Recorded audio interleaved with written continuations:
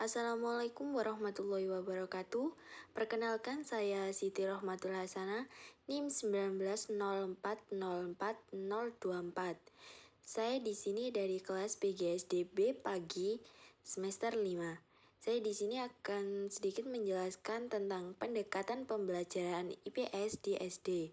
Pendekatan pembelajaran dapat diartikan sebagai titik tolak atau sudut pandang kita terhadap proses pembelajaran yang merujuk pada pandangan tentang terjadinya suatu proses yang sifatnya masih sangat umum. Di dalamnya mewadahi, menginspirasi, menguatkan, dan melatari metode pembelajaran dengan mencakup teoritis tertentu. Jenis pendekatan itu ada dua. Yang pertama, student-centered approach, yaitu pendekatan pembelajaran yang berorientasi atau berpusat pada siswa.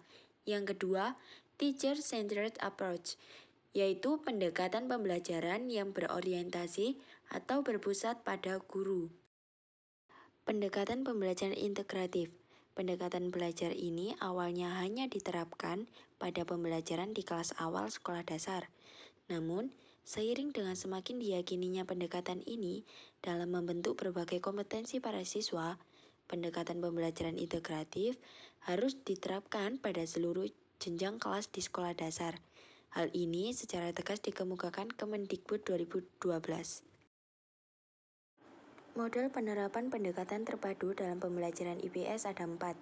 Yang pertama, model integrasi berdasarkan topik. Yang kedua, model integrasi berdasarkan potensi utama. Yang ketiga, model integrasi berdasarkan permasalahan. Dan yang keempat, model integrasi lintas disiplin ilmu. Model integrasi berdasarkan topik. Dalam pembelajaran IPS, keterpaduan dapat dilakukan berdasarkan topik yang terkait. Kegiatan ekonomi penduduk dikembangkan dan ditinjau dari berbagai disiplin ilmu yang mencakup dalam IPS.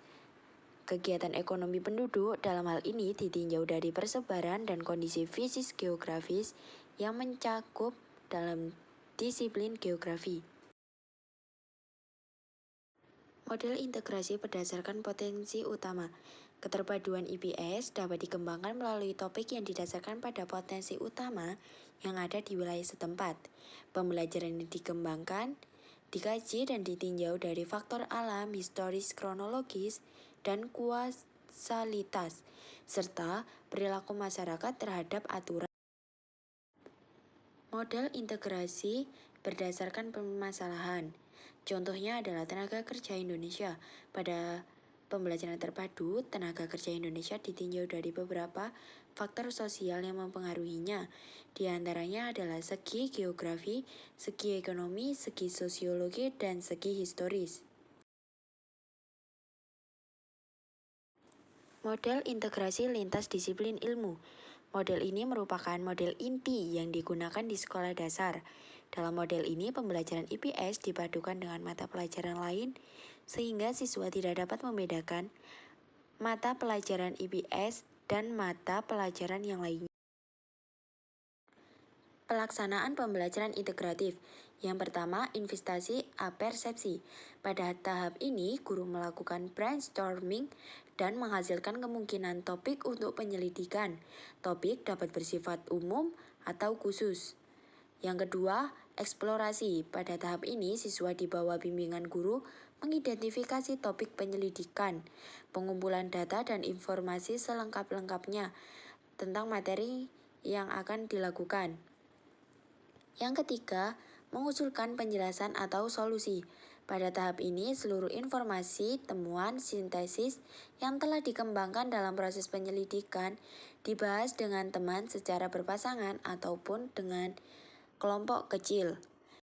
Yang keempat, mengambil tindakan siswa menindaklanjuti hasil temuan dengan menyusun simpulan serta penerapan dari temuan-temuannya. Sekian dari saya ucapkan banyak-banyak terima kasih. Wassalamualaikum warahmatullahi wabarakatuh.